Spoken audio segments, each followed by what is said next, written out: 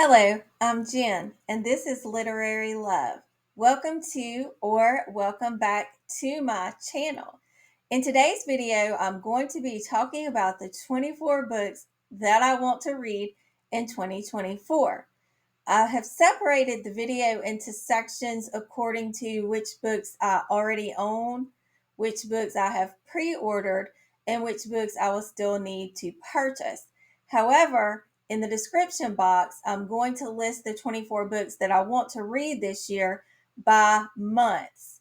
I have a tentative schedule planned out for which months I would like to read which books. So I want to leave that in the description box for you, so that way, if you're interested in reading any of these books, we could buddy read if that is something you would like to do. Because, of course, I would love to talk about the books that I'm reading with you. So let's get into the books that I want to read in 2024. I apologize because I will have to be looking down a lot to read the synopsis of each book, since these are books that I plan to read and not books that I have read yet. However, the book that I'm going to start with is a book that I am almost finished with. And it was one of the books that I wanted to read in January. So I'm happy to say that whatever else happens, right, at least I've gotten one of these books read. And this one is Poor Things by Alasdair Gray. So, yes, this is the novel that the movie is based on. And, I'm not a big fan of movie book covers, but I'm not going to complain too much about having Emma Stone on the cover of my book. I think I'll be okay with that one. So I am almost done. As you can see, I've got like 30 pages left. And I don't want to say much about this one because I do plan to do an in-depth review of this book and also do an in-depth review of the movie after I watch it. So I'm not going to say anything else about this one. The next book that I want to talk about is A Certain Hunger by Chelsea G. Summers. And let's just appreciate this cover for a moment. I am really intrigued by this cover. So, this is about a food writer by the name of Dorothy Daniels who loves what she does. She's discerning, meticulous, and very, very smart. And the synopsis states that she has a clear mastery of the culinary arts, which makes it likely that she could, on any given night, whip up a more inspired dish than any of the chefs she writes about. Dorothy also loves sex as much as she loves food. And while she has struggled to find a long term partner that can keep up with her, she makes the best of her single life, frequently traveling from Manhattan to Italy for a taste of both. But there is something within Dorothy that's different from everyone else. And having suppressed it long enough, she starts to embrace what makes her uniquely, terrifyingly herself.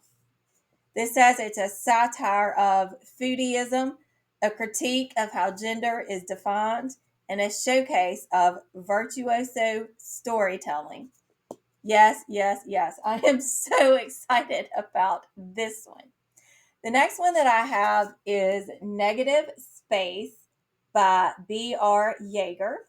I don't know a lot about this one, but it just intrigues me because I've heard a lot of good things about it from people online. And so the back of it, there's not really a synopsis here, but I will read this blurb. Like smoke off a collision between Dennis Cooper's George Miles cycle and Beyond the Black Rainbow, absorbing the energy of mind control, reincarnation, parallel universes, altered states, school shootings, obsession, suicidal ideation, and so much else. So, trigger warnings, obviously, right, for this book. B.R. Yeager's multi valent voicing of drugged up occult youth reveals fresh tunnels into the gray space between the body and the spirit, the living and the dead, providing a well aimed shot in the arm for the world of conceptual contemporary horror. And this was blurbed by Blake Butler, who is the author of 300 Million, which I have not heard of.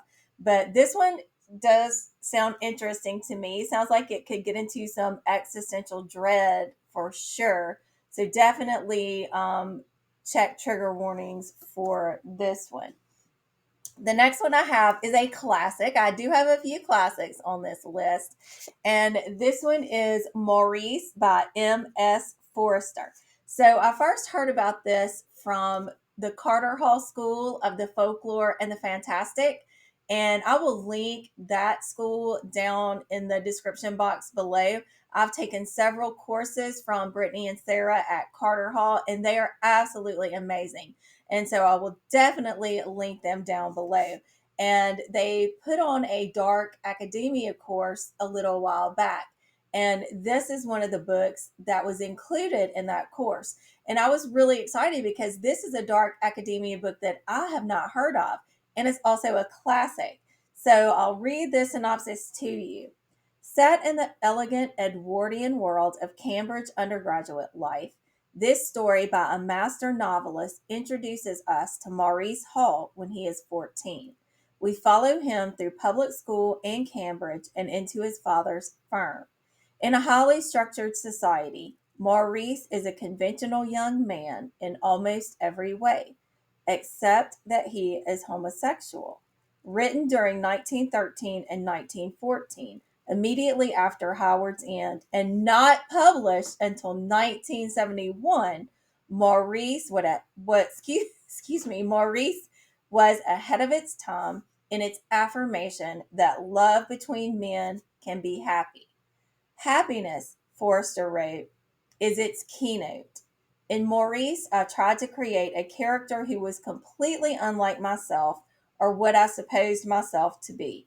A character who is handsome, healthy, bodily attractive, mentally torpid, not a bad businessman, and rather a snob.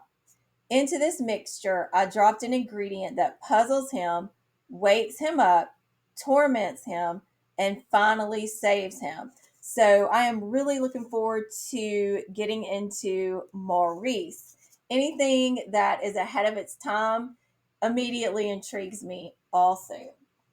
So the next one that I have is Manhunt by Gretchen Felker-Martin. This book has been talked about so much over the past few years, and I don't know why. I'm just now getting to it, but I'm really excited to dig into this one in 2024. This synopsis states Beth and Fran spend their days traveling the ravaged New England coast, hunting feral men and harvesting their organs in a gruesome effort to ensure they'll never face the same fate. Robbie lives by his gun and one hard learned motto: other people aren't safe.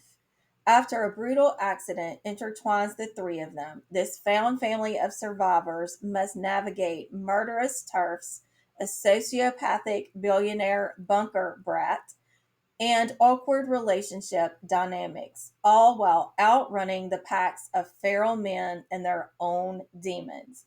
So this one sounds very intriguing and timely also. The next book I have is Dark Tales by Shirley Jackson. And this cover, as you can see, is absolutely stunning. I think it might even glow in the dark. I'll have to come back and let you know. But it's got that real soft kind of textured cover. It's just gorgeous. So this one is by one of my favorite writers, Shirley Jackson, although I have not gotten to a lot of the stories in this. That always makes me really excited when I can read something new from a favorite author, especially if that author has long been deceased. So getting new material from them is not always likely, right? So the synopsis states after her short story, The Lottery, my favorites, was published in the New Yorker in 1948, Shirley Jackson quickly established a reputation as a master storyteller of horror.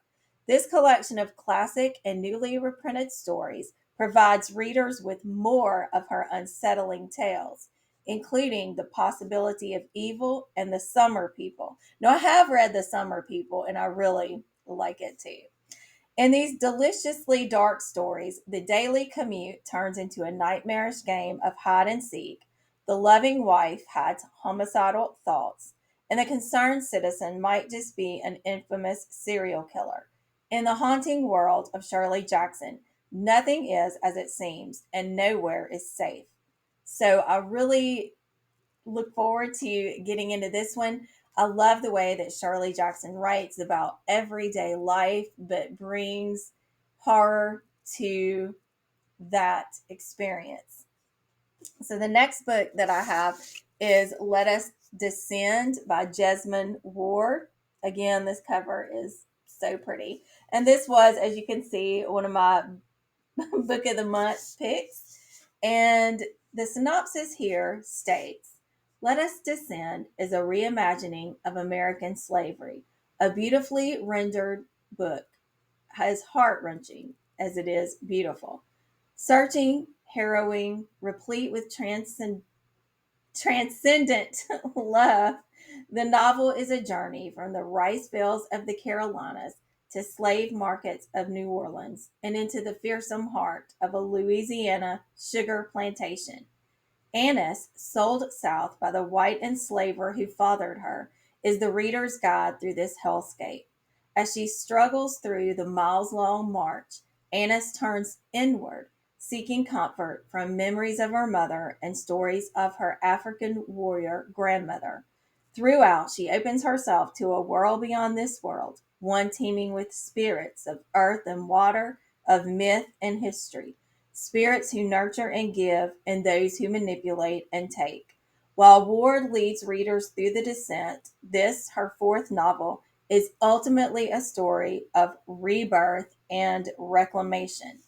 So this sounds very difficult about a lot of the themes that it's going to deal with, but it's got the element of hope in it to it. And that really makes me even more excited. I love this statement here that this is ultimately a story of rebirth and reclamation. So I'm so excited to read Let Us Descend by Jesmyn Ward.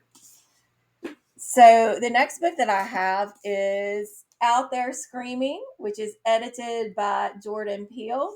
I love Jordan Peele. Get Out, Us, Nope.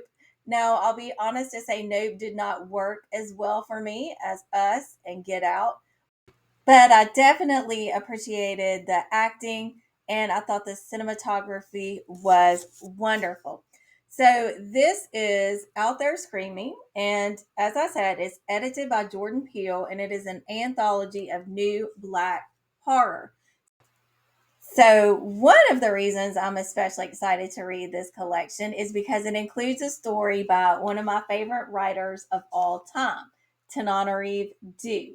There's also a story by P. Jelly Clark, who I've read from once before, and I've heard of several of the other authors included in the collection, but there are also some that are new to me. So, I'm really excited to get into this anthology. So the synopsis states that Out There Screaming is a masterclass in horror, and like Peele's spine-chilling films, its stories prey on everything we think we know about our world and redefine what it means to be afraid. So the next book that I have is The Monk by Matthew Lewis. And I will preface this by stating that you need to be sure to check content warnings and trigger warnings for this book. As I'm reading the synopsis, you will get a clear picture of what that content is. But I also want to just reiterate the fact that you may need to look it up if you need some further explanation. So, this is set in the sinister monastery of the Capuchins in Madrid. It is a violent tale of ambition, murder, and incest.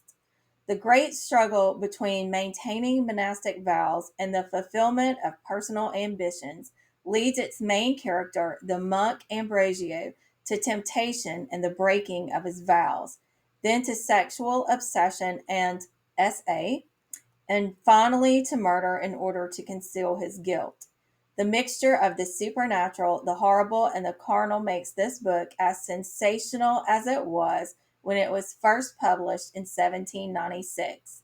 Written when Matthew Lewis was only 19 years old, it is held to be one of the finest of the Gothic novels, which enjoyed great popularity in the 18th century and is still an undisputed classic.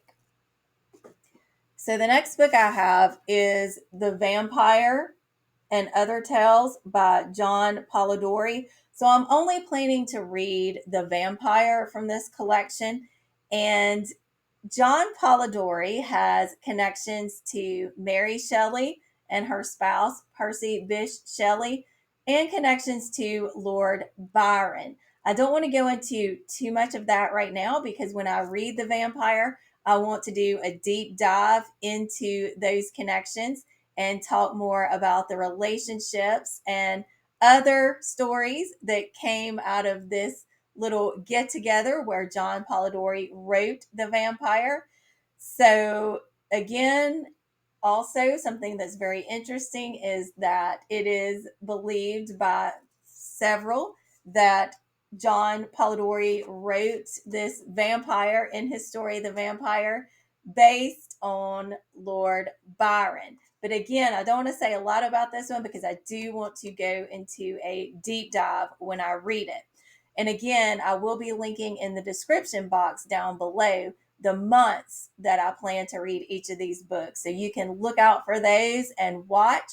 Or if you would like to, you can join me and we can do some read alongs or buddy reading. Even a book club, if any of you are interested. I would love to do that too. So the next book that I want to talk about is Never Let Me Go by Kazuo Ishiguro. And I have read a couple of short stories from this author in grad school. And one of the books that the professor recommended that we read if we enjoyed those short stories was this novel, Never Let Me Go.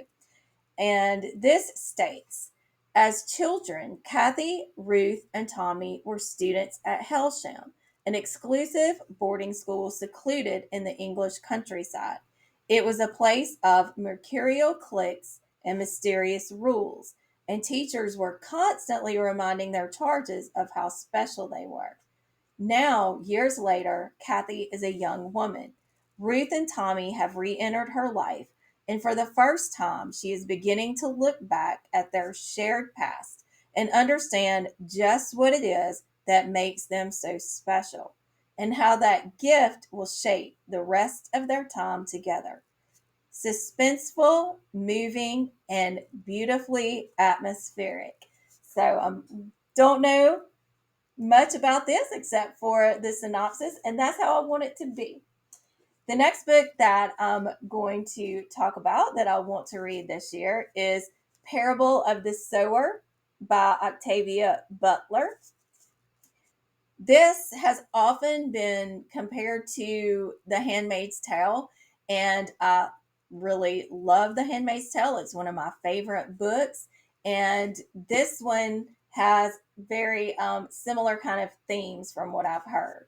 So the synopsis for Parable of the Sower states, when global climate change and economic crises lead to social chaos in the early 2020s, California becomes full of dangers, from pervasive water shortage to masses of vagabonds who will do anything to live to see another day. 15-year-old Lauren Olamina lives inside a gated community with her preacher father, family, and neighbors, sheltered from the surrounding anarchy. In a society where any vulnerability is a risk, she suffers from hyper empathy, a debilitating sensitivity to others' emotions. I feel that. Precocious and clear eyed, Lauren must make her voice heard in order to protect her loved ones from the imminent disasters of her small community. But what begins as a fight for survival soon leads to something much more, the birth of a new faith and a startling vision of human destiny. So excited. Okay, caveat here. The next book I share, this book I have tried to read 3 other times before. This time I actually have a study guide for it. So maybe I can do it this time, right? And that is House of Leaves by Mark Z. Danielewski. So this book is just, it's weird, it's wild, it's very divisive. I'm trying, yeah, see, you have to turn this thing all kind of weird ways to read it. It's got a lot of footnotes. People seem to either love this book or hate this book. It's about a house. It's about so much more than that, apparently, but I do know it's about a house that's bigger on the inside than it is on the outside, and how that really plays with people's minds. And just trying to read it 3 times, it's played with my mind already. But I have high hopes, right, that I can do it this year. The next book that I want to talk about that I'm going to read this year is actually going to be a reread for me, and that is The Shining by Stephen King. I'm not going to really go into the synopsis of this one. If you have followed horror for a while, and even if you don't follow horror, you probably know about The Shining. Now, one thing I will say is the book is much different from the movie. I most definitely prefer the book. While I will say that I appreciate the movie really as a kind of separate story, I don't compare it as much, or I try not to, right, with the book. But this book just is so deep into character studies of family, of addiction. And if you've seen the movie and you feel like because you've seen the movie, you don't need to read the book, let me tell you, please, you need to read this book. And I am excited to get into a reread of The Shining by Stephen King. So, those are all of the books that I own physically. I do own Monstrilio on Kindle, and I plan to read that this year too. And I will talk more about that one when I talk about books that I have pre ordered and books that I still need to purchase. Hey, popping back in to say I forgot to talk about one of the books that I own and want to read this year, and that is We Can Never Leave This Place by Eric LaRocca. I first read Eric LaRocca when I read the breakout story that really put him on the map for all of us as horror readers. And that, of course, is Things Have Gotten Worse Since We Last Spoke. I loved it. So I'm looking forward to getting into another one. I don't know why I haven't read any more from Eric LaRocca. There are others that I own, but I really want to get to We Can Never Leave This Place this year. So this is the story of a precocious young girl with an unusual imagination, and she is sent on an odyssey into the depths of depravity. After her father dies violently, young Mara is surprised to find her mother welcoming a new guest into their home, claiming that he will protect them from the world of devastation and destruction outside the door. A grotesque and thrilling dark fantasy, We Can Never Leave This Place is a harrowing portrait of inherited grief and familial trauma. Sounds right up my alley. Ordered. And the first one I want to talk about is What Feast at Night by T. Kingfisher. And this is the second in the Sworn Soldier series. The first is called What Moves the Dead. I read that last year. I loved it. It is based on The Fall of the House of Usher by Edgar Allan Poe. And I'm excited to see what happens in this one. So, this continues on with the story of retired soldier Alex Easton, who was the narrator in What Moves the Dead. And the synopsis is after their terrifying ordeal at the Usher Manor, Alex Easton feels as if they just survived another war. All they crave is rest, routine, and sunshine. But instead, as a favor to Angus and Miss Potter, they find themselves heading to their family hunting lodge deep in the cold, damp forest of their homes their home country, Galatia. In theory, one can find relaxation in even the coldest and dampest of the Galatian autumns. But when Easton arrives, they find the caretaker dead, the lodge in disarray, and the grounds troubled by a strange, uncanny silence. The villagers whisper that a breath stealing monster from folklore has taken up residence in Easton's home. Easton knows better than to put too much stock in local superstitions, but they can tell that something is not quite right in their home or in their dreams. So, again, I'm so excited about this one. And it will be coming out on February 14th. The next book I want to talk about is Mewing by Chloe Spencer. Can we take just a minute to look at this cover? I don't know what's happening here, but I want to know. And this book is coming out, Kindle edition, on February 27th. So the synopsis states Vixen would sell her soul to get into the Bleach Babes. And if she isn't careful, she might just get what she wants. One of the most exclusive influencer co ops in LA, the Bleach Babes live and work together in one big house where they have it all: popularity, talent, and beauty. Their leader, supermodel Margot, a woman as sinister as she is sexy. After Margot agrees to take Vix under her wing and into her bed, Vixen moves in and begins hustling. Success comes hard and fast, but the glitz and glamour comes with a price that may cost her sanity and her life. This is a novella, so it will probably be a short, quick read. And I am looking forward to getting this one.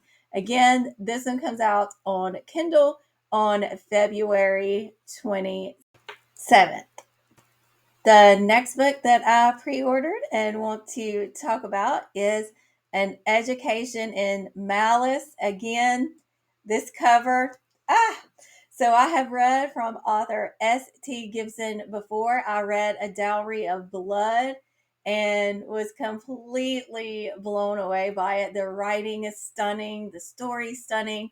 It's a point of view perspective from a wife of Dracula, and it is just stunning. And I also read Robber Girl by S.T. Gibson last year, and again, I fell in love with that story too. Excuse me, and the way that S.T. Gibson reimagines the fairy tale about the robber girl. So this one is another vampire story, or at least vampire adjacent. And it also is in the realm of dark academia. So that all just goes together to make this something I'm super excited about. So this takes place deep in the forgotten hills of Massachusetts at St. Perpetua's College. Isolated and ancient, it is not a place for timid girls. Here, secrets are currency, ambition is lifeblood, and strange ceremonies welcome students into the fold. On her first day of class, Laura Sheridan is thrust into an intense academic rivalry with the beautiful and enigmatic Carmilla. Together, they are drawn into the confidence of their demanding poetry professor, De La Fontaine, who holds her own dark obsession with Carmilla. But as their rivalry blossoms into something far more delicious, Laura must confront her own strange hungers. Tangled in a sinister game of politics, bloodthirsty professors, and magic, Laura and Carmilla must decide how much they are willing to sacrifice in their ruthless pursuit of knowledge. So, this definitely is inspired from Joseph Sheridan Le Fanu's Carmilla, which is a vampire tale about a woman or a young girl vampire, and it actually came before Dracula. So I'm planning to do a reread of Carmilla and then read this book right after that. So I'm going to be doing a deep dive into this one as well, vlogging. We'll do buddy reading, even a book club to pair Carmilla and an Education in Malice if you're interested. So please let me know if that is something that you would like to see and something you would like to participate in, because I'm so excited for this one. An Education in Malice comes out on February 13th. And as you could see on the Goodreads page that I shared, you can enter a giveaway to get a Kindle edition of this book. And the final book I pre ordered that I want to talk about today is Thirst by Marina Yuszczuk. I hope I'm pronouncing the last name correctly. I did look it up and I could not find a site that gave the pronunciation. But this work is translated by Heather Cleary. And the synopsis reads: across two different time periods, two women confront fear, loneliness, mortality, and a haunting yearning that will not let them rest. It says that it is a breakout genre blurring novel from one of the most exciting new voices of Latin America's feminist Gothic. Two words that pull me in immediately: feminist and Gothic. It is the twilight of Europe's bloody bacchanals of murder and feasting without end. In the 19th century, a vampire arrives from Europe to the coast of Buenos Aires and, for the second time in her life, watches as villages transform into a cosmopolitan city, one that will soon be ravaged by yellow fever. She must adopt, intermingle with humans, and be discreet. In present day Buenos Aires, a woman finds herself at an impasse as she grapples with her mother's terminal illness and her own relationship with motherhood. When she first encounters the vampire in a cemetery, something ignites within the two women, and they cross a threshold from which there's no turning back. And this last part is really what sold me completely. With echoes of Mary Shelley's Frankenstein and written in the vein of feminist Gothic writers like Shirley Jackson, Daphne du Maurier, and Carmen Maria Machado, some of my favorites of all time right there. Thirst plays with the boundaries of genre while also exploring the limits of female agency, the consuming power of desire, and the fragile vitality of even the most immortal of creatures. Yes, please. And again, this one comes out on March 5th. Another book that I own and want to read in 2024 is Monstrilio by Gerardo, Samano, Cordova. And I have the Kindle edition of this book, so I do not have a physical copy. So this book, I do know, deals with grief and motherhood and the links that you might go to for your child. So the synopsis states: grieving mother Magos, and I hope I'm saying that right, cuts out a piece of her deceased 11-year-old son Santiago's lung. Acting on fierce maternal instinct and the dubious logic of an old folk tale, she nurtures the lung until it gains sentience, growing into the carnivorous little monstrilio she keeps hidden within the walls of her family's decaying Mexico City estate. Eventually, Monstrilio begins to resemble the Santiago he once was, but his innate impulses, though curbed by his biological and chosen family's communal care, threaten to destroy this fragile second chance at life. A thought provoking meditation on grief, acceptance, and the monstrous sides of love and loyalty, Gerardo Samano Cordova blends bold imagination and evocative prose with deep emotional rigor. Told in four acts that span the globe from Brooklyn to Berlin, Monstrilio offers, with uncanny clarity, a cathartic and precise portrait of being human. And this one reminds me somewhat of Craig DeLuey's Suffer the Children, which I read a couple of years ago. And that one really stuck with me. And it too is about children and parents and death and what lengths one would go to protect and keep their child alive. So I'm already assuming that I'm going to love this one. So you can see I've entered the giveaway, even though I have a Kindle edition. I have entered a giveaway to get a physical copy. So fingers crossed that this one will not let me down. And finally, we have reached the point in the video where I'm going to talk about books that I want to read in 2024 that I have not purchased yet. And I'm going to start with Black Sheep by Rachel Harrison. Rachel Harrison's book Cackle made my top 10 list of reads in 2023. I've also read The Return and Such Sharp Teeth by Rachel Harrison and loved both of them too. So the synopsis for Black Sheep reads, a cynical 20-something must confront her unconventional family's dark secrets in this fiery, irreverent horror novel from the author of Such Sharp Teeth and Cackle. Nobody has a normal family, but Vesper Wrights is truly something else. Vesper left home at 18 and never looked back, mostly because she was told that leaving the staunchly religious community she grew up in meant she couldn't return. But then an envelope arrives on her doorstep. Inside is an invitation to the wedding of Vesper's beloved cousin, Rosie. It's to be hosted at the family farm. Have they made an exception to the rule? It wouldn't be the first time Vesper's been given special treatment. Is the invite a sweet gesture, an olive branch, a trap? Doesn't matter. Something inside her insists she go to the wedding, even if it means returning to the toxic environment she escaped, even if it means reuniting with her mother, Constance, a former horror film star and forever ice queen. When Vesper's homecoming exhumes a terrifying secret, she's forced to reckon with her family's beliefs and her own crisis of faith in this deliciously sinister novel that explores the way family ties can bind us as we struggle to find our place in the world. This one looks really, really good, and I've heard a lot of good things about it. So I am excited to pick this one up in 2024.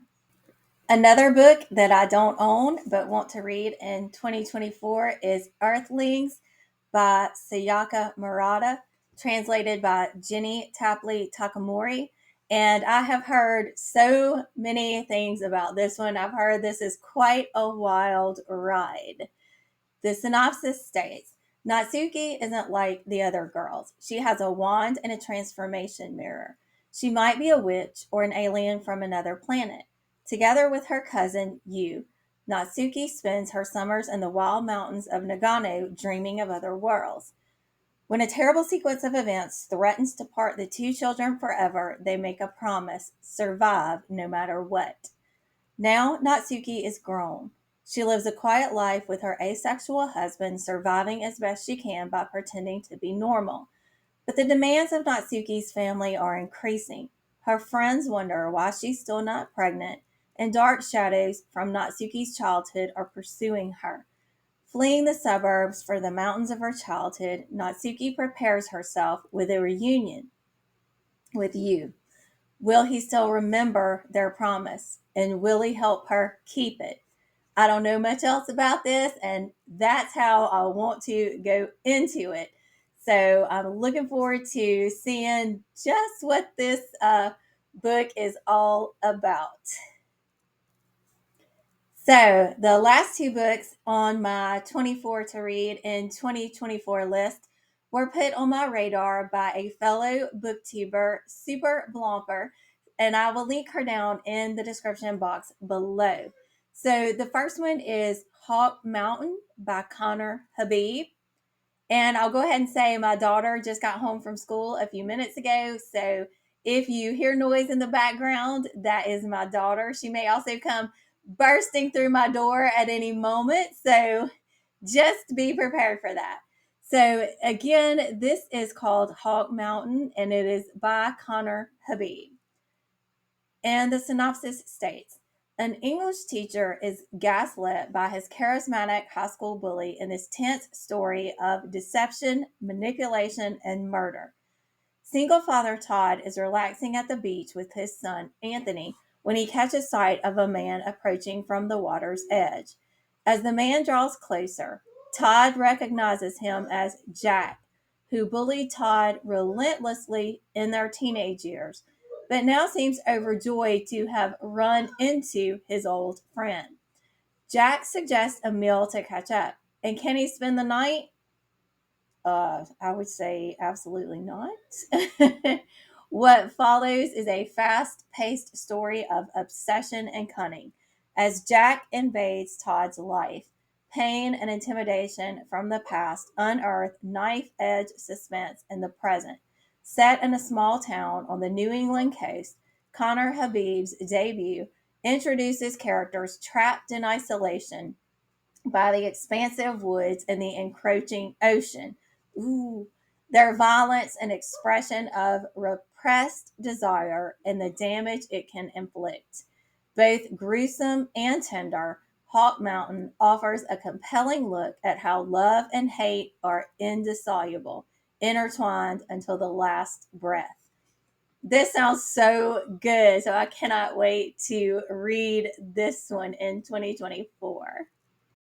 I apologize also for my dog. I know that you can hear my dog barking in the background, and my cat just came into my office a couple of minutes ago. So you will probably be seeing my cat pop up here in just a minute. But that's life, right? I have one daughter who still lives at home. My three older children are adults and out on their own. And I have a dog and I have a cat. So at any time, any of them could make an appearance.